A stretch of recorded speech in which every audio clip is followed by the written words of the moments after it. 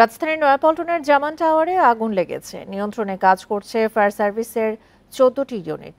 সংস্থাটি জানায় ভোর ৫টা ৩৫ মিনিটের দিকে ভবনটির চতুর্থ ও পঞ্চম তলায় আগুনের খবর পাওয়া যায়। ৫ মিনিটের মধ্যে ঘটনাস্থলে পৌঁছে নিয়ন্ত্রণের কাজ শুরু করে ফায়ার সার্ভিস। এ বিষয়ে আরো জানাতে এই মুহূর্তে নয়াপল্টন থেকে যোগ দিচ্ছেন আমাদের সহকর্মী আনোয়ার সাদাত নূর। এখন পর্যন্ত ফায়ার সার্ভিসের কর্মীরা তো আগুন নিয়ন্ত্রণে কাজ করছে, নিয়ন্ত্রণে এসেছে কিনা সবশেষ তথ্য জানাবেন।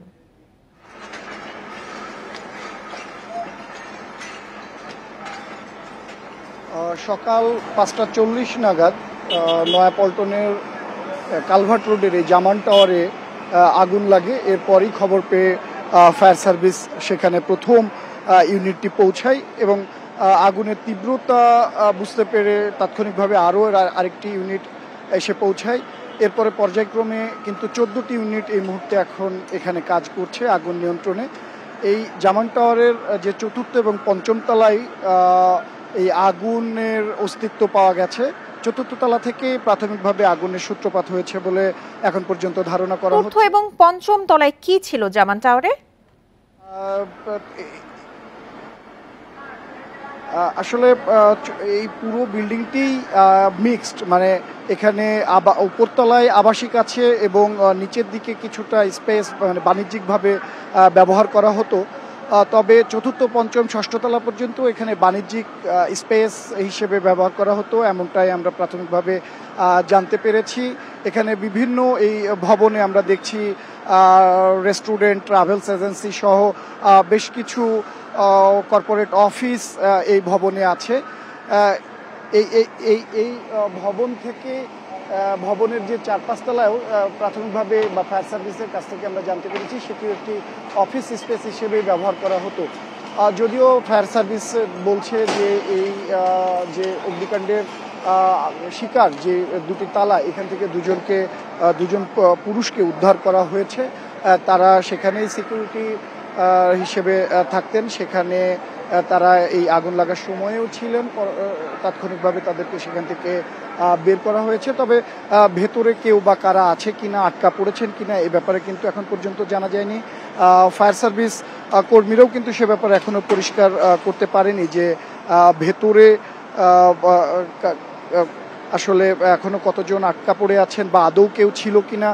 তবে তারা চেষ্টা করছেন যে যেহেতু পুরো ভবনটি চারিদিক দিয়ে আটকানো এবং বাইরে থেকে কাঁচ ভেঙে ভেতরে ঢুকেছেন দমকল বাহিনীর সদস্যরা, তারা ভেতরে ঢুকে সেখানে আগুন নেভানোর চেষ্টা করছেন। আমরা দেখতে পাচ্ছি যে ফায়ার সার্ভিসের যে ক্রেন সেটি ব্যবহার করে এই যে পঞ্চম তলার এখন গ্লাস ভাঙা হচ্ছে, ভেঙে সেখানে ফায়ার সার্ভিস কর্মীদের সদস্যরা প্রবেশের চেষ্টা করছেন। এর আগে তৃতীয় এবং চতুর্থ তলায়ও ঠিক একইভাবে বাইরে থেকে ক্রেন ব্যবহার করে কাঁচ ভেঙে এরপরে ভিতরে ঢুকে তারা সেখানে পানি দিচ্ছেন, আগুন নেভানোর চেষ্টা করছেন।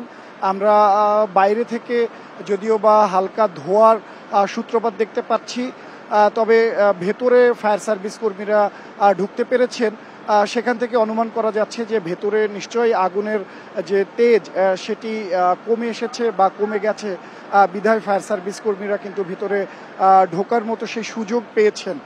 নিচ থেকে আমরা সেটাই দেখতে পাচ্ছি। ফায়ার সার্ভিস কর্মীরা বলছেন যে এই ১ ঘন্টা বা তার বেশি সময়ের প্রচেষ্টায় যে আগুনের তীব্রতা ছিল সেটি অনেকটাই কমিয়ে আনা সম্ভব হয়েছে, যে যদিও বা এখনো নিয়ন্ত্রণে বলা সম্ভব হচ্ছে না, কেননা ভেতরে কোথায় কোথায় আগুন লেগেছে, ভেতরের কোথাও চাপা আগুন আছে কিনা সেটি তারা দেখার চেষ্টা করছেন। তবে আগুনের যে সূত্রপাত কি সেটিও কিন্তু এখন পর্যন্ত ধারণা করা সম্ভব হয়নি, কেননা প্রাথমিকভাবে বা প্রথম অবস্থাতে ফায়ার সার্ভিস যেটি করে থাকে আগুন নিয়ন্ত্রণের চেষ্টা করে থাকেন, সেই পর্ব বা সেই প্রস্তুতিই কিন্তু এখনো চলমান।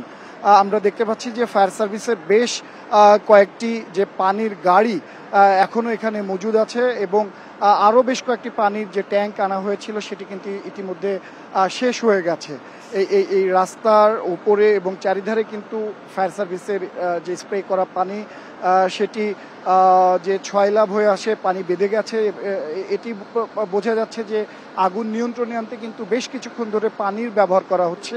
সেই পানি মানে কতটা আগুনের তীব্রতা বা তেজস্ক্রিয়তা থাকলে এই এত পরিমাণ পানির ব্যবহার করতে হয় সেটি তার ইঙ্গিত দিচ্ছেন। তবে ফায়ার সার্ভিস কর্মীরা একই সাথে বলছেন যে শুরুতে আগুনের যে তেজ ছিল, আগুন যেভাবে ক্রমবর্ধমান ছিল সেই গতি কিন্তু আগুন হারিয়েছে। এখন অনেকটাই আগুন কম তেজস্ক্রিয় বা তেজ সম্পূর্ণ হয়ে এসেছে, যার ফলশ্রুতিতে আমরা দেখছি ফায়ার সার্ভিস কর্মীরা ক্রেন ব্যবহার করে ভেতরে যাওয়ার চেষ্টা করছেন এবং প্রাথমিকভাবেই ভবনের ভেতরে বিদ্যুৎ সংযোগ বন্ধ করে দেওয়া হয়েছে, যার ফলে কিন্তু ভেতরের অন্ধকার থাকাতে এই সকালবেলায় কিন্তু লাইট জ্বালিয়ে ফায়ার সার্ভিস কর্মীদেরকে কাজ করতে হচ্ছে, সেটিও তারা এক ধরনের প্রতিবন্ধকতা বলছেন। এখানে 14টি ইউনিটের মোট 130 জন ফায়ার সার্ভিস কর্মী কাজ করছেন। তারা জানতে চাই আপনার কাছে, আপনি বলছিলেন ভেতরে দুজন নাইট গার্ডের কথা, তাদের কি অবস্থা, তারা কি আহত হয়েছেন কিনা, এবং যখন এই আগুনটি লেগেছে তখন প্রথমে কে দেখেছেন বা ফায়ার সার্ভিসকে কারা খবর দিয়েছেন? এই প্রথমে স্থানীয় বাসিন্দারা এইখানে সকাল যারা চলাচল করেন তাদের মধ্য থেকেই কয়েকজন প্রথমে আবিষ্কার করেন যে ভবনের ভেতর থেকে ধোঁয়া আসছে। এই ধোঁয়া দেখেই প্রাথমিকভাবে তারা সন্দেহ করেন। এরপরে তারা ভেতরে খোঁজ নেওয়ার চেষ্টা করেন, কিন্তু ভবনটি চারিদিক দিয়েই আটকানো থাকায় কিন্তু তারা ভেতরে ঢুকতে পারেননি। তাই তারা ফায়ার সার্ভিসকে এ ব্যাপারে অবগত করেন এবং ফায়ার সার্ভিস এসে কিন্তু প্রথমে এই আগুন বুঝতে পারেন এবং তারা ভেতর থেকে, যেহেতু 4র্থ তলায় প্রথম আগুন ছিল এবং সেটি পরবর্তীতে 5ম তলায় ছড়িয়ে যাওয়ার এরকম আশঙ্কা থেকে তারা বাইরে থেকে কাজ ভেঙে ভেতরে ঢুকেন, প্রথমে 4র্থ তলায়, এরপরে 5ম তলায়।